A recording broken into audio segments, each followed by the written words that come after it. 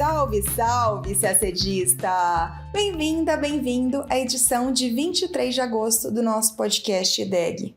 Contaremos para você o mais novo capítulo do impasse político na Venezuela.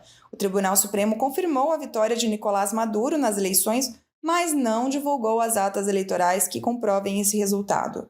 Falaremos também de eleições nos Estados Unidos. A vice-presidente Kamala Harris é oficializada como candidata do Partido Democrata. Sobre Europa, a Ucrânia dá mais um passo para a adesão ao TPI, o Tribunal Penal Internacional, depois de seu parlamento ter aprovado o Estatuto de Roma. Na África, há um pequeno alívio no conflito no Sudão. O país reabriu suas fronteiras para a chegada de ajuda humanitária. A gente também explica por que o Brasil decidiu restringir a entrada de imigrantes sem visto. E por falar em Brasil, o país foi eleito para presidir o grupo de trabalho sobre o fortalecimento da CEPAB, a Convenção para a Proibição de Armas Biológicas. Tudo isso em detalhes você acompanha agora no nosso podcast. Começamos falando de Venezuela. Nesta quinta-feira, dia 22, o Tribunal Supremo de Justiça da Venezuela emitiu a decisão definitiva sobre a eleição presidencial de julho e ratificou a vitória do presidente Nicolás Maduro, mas até agora não apresentou as atas de votação que comprovassem o resultado. Não cabe recurso à decisão e quem contestá-la ficará impedido de concorrer nas próximas eleições. Horas antes do anúncio, o Conselho de Direitos Humanos alertou para a falta de independência do Tribunal Supremo e do Conselho Nacional Eleitoral, que na prática são controlados por Maduro. O Ministério Público da Venezuela, também controlado pelo governo, agora vai processar o candidato da oposição, Edmundo González, e a ex-deputada Maria Corina Machado, por terem publicado na internet 80% das atas de votação. E o que aconteceu? Para quem não está acompanhando o podcast, não está acompanhando as notícias das últimas semanas, o que aconteceu foi o seguinte: a oposição conseguiu os documentos, essas atas de votação, que até agora oficialmente não foram publicadas, a oposição conseguiu esses documentos porque manteve fiscais em todas as salas eleitorais do país.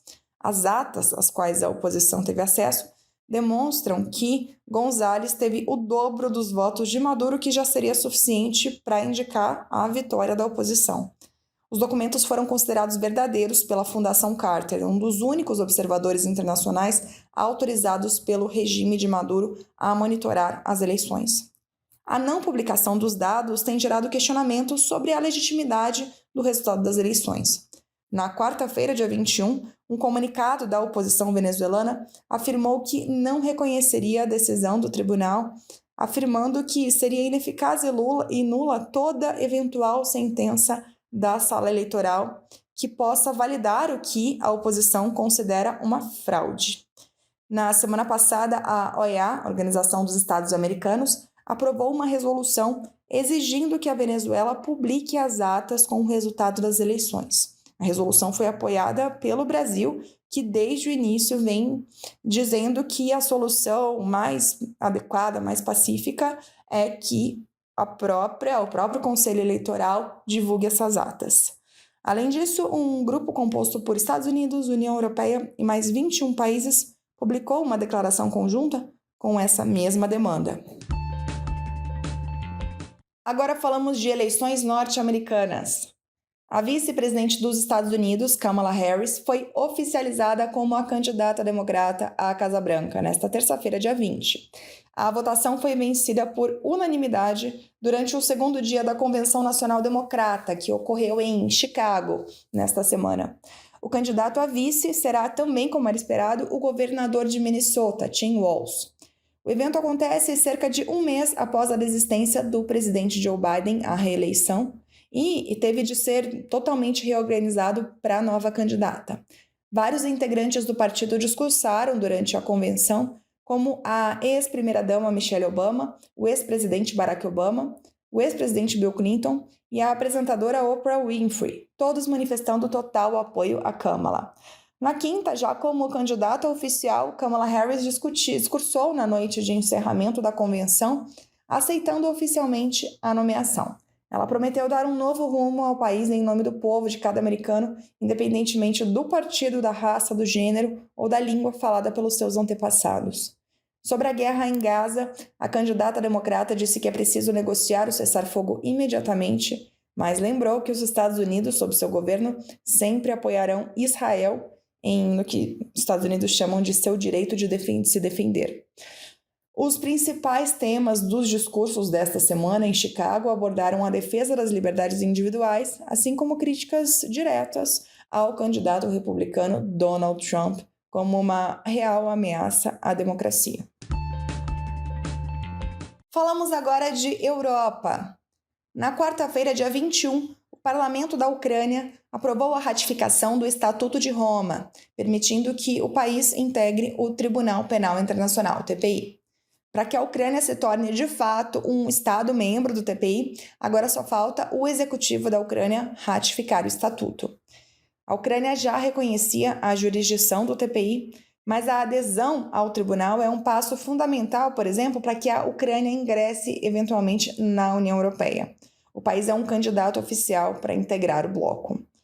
A entrada no TPI também permite que as autoridades punam de forma mais eficaz os suspeitos de crimes de guerra russos em meio ao conflito entre os dois vizinhos, segundo parlamentares ucranianos.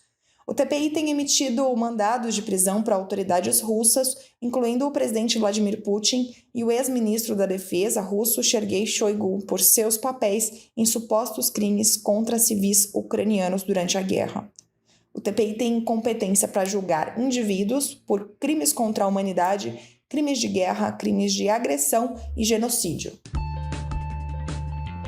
Agora falamos de África. As entregas de alimentos foram retomadas na região de Darfur, no Sudão, após a reabertura de uma importante passagem fronteiriça. Esse corredor humanitário ficou 6 meses fechado, enquanto a guerra civil assola o país e muitos sofrem de fome. O PMA, a Agência Alimentar das Nações Unidas, disse num comunicado na quarta-feira, dia 21, que o primeiro comboio de caminhões carregados com alimentos essenciais chegou a Darfur, vindo do vizinho Chad pela travessia de Adre. Os suprimentos se destinam a 13 mil pessoas que correm risco iminente de fome, segundo o Programa Mundial de Alimentos.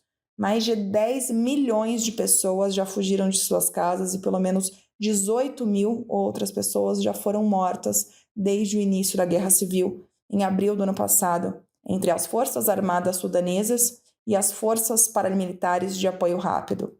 Mais da metade da população do país enfrenta fome aguda, segundo as Nações Unidas. Essa travessia de Adre, que oferece a rota mais direta e eficiente para a entrega de ajuda a Darfur a partir do Chad, permite que os caminhões cheguem aos principais pontos de distribuição no espaço de um dia. O exército sudanês tinha fechado essa passagem em fevereiro, alegando que a rota estava sendo usada para transportar armas. O PMA disse que nesse período teve de recorrer a rotas mais longas e perigosas que muitas vezes passavam por zonas de conflitos controladas por vários grupos de milícias. Na semana passada, o governo sudanês concordou em abrir as principais passagens fronteiriças para ajuda humanitária num contexto de pressão internacional. O Conselho Soberano do Sudão anunciou que iria abrir a passagem de Adre por 3 meses. De acordo com a ONU, 26 milhões de pessoas no Sudão necessitam de assistência, mais da metade da população do país. Agora falamos de Brasil. O Ministério da Justiça informou que irá restringir, a partir do dia 26 de agosto, a entrada de imigrantes que não possuem visto de entrada no Brasil. A medida ocorre em meio a denúncias de que o Brasil tem sido usado como rota de organizações criminosas para tráfico de pessoas. Mas espera lá, como assim restringir a entrada de imigrantes que não possuem visto? Essa entrada já não é restrita? Sim, em tese sim. Estrangeiros que chegam aqui no Brasil e não têm o visto e que sejam da nacionalidade de um país para o qual o Brasil exige visto, bem, esses estrangeiros não têm direito de entrar, ok. Mas o que tem acontecido, segundo o Ministério da Justiça, é o seguinte: cidadãos de várias nacionalidades de países dos quais o Brasil exige visto para entrar compram passagens para outros países sul-americanos com conexão no Brasil. Só que quando eles chegam no Brasil, eles não embarcam no voo para o destino final. O que acontece? Eles permanecem em território brasileiro e entram com um pedido de refúgio. A prática é conhecida informalmente como uma lavagem de passaporte. Também, de acordo com a Polícia Federal, A maior parte dessas pessoas vem do sudeste da Ásia e de países do continente africano, com o objetivo de entrar ilegalmente nos Estados Unidos e no Canadá. Segundo um relatório da Polícia Federal, a maioria dos imigrantes que pedem refúgio no Brasil não tem motivações que justifiquem a admissão deles como refugiados. A partir de segunda-feira, então, o imigrante que tem passagem comprada para outro país seguro, mas parou no Brasil por causa da conexão, terá que seguir viagem. O Brasil não tem visto de trânsito. Para as autoridades brasileiras, se o imigrante comprou passagem para outro país seguro, ele não queria pedir refúgio aqui no Brasil. Quem entrar com um pedido de refúgio no Brasil terá de provar que está sendo perseguido no país de origem para ter autorização para ingressar em território brasileiro.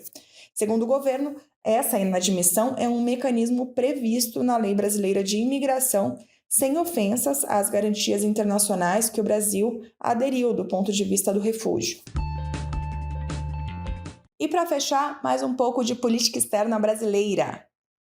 O Brasil irá presidir o Grupo de Trabalho das Nações Unidas para fortalecer a CEPAB, a Convenção para a Proibição das Armas Biológicas e Toxínicas. O embaixador brasileiro Frederico Duque Estrada Meyer foi eleito no dia 19 de agosto durante sessão realizada em Genebra. O grupo de trabalho debate medidas de assistência e resposta em face a eventuais incidentes que envolvam o uso de armas biológicas. O grupo também trabalha para o desenvolvimento de mecanismos de cooperação internacional e de troca de informações sobre avanços científicos e tecnológicos na área. Segundo nota divulgada pelo Itamaraty, a eleição reflete um renovado reconhecimento do compromisso do Brasil com os princípios e objetivos da Convenção.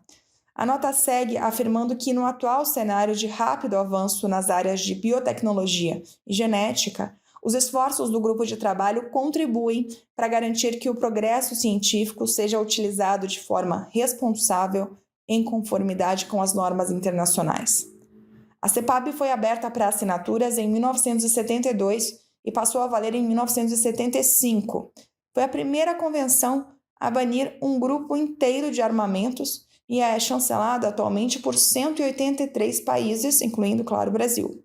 As nações signatárias se comprometem a jamais desenvolver, produzir, guardar, comprar ou reter agentes biológicos ou tóxicos sem uso pacífico, nem armas e equipamentos que contenham esses agentes. E a gente termina o nosso podcast por aqui. Uma ótima semana, bons estudos e até sexta-feira que vem.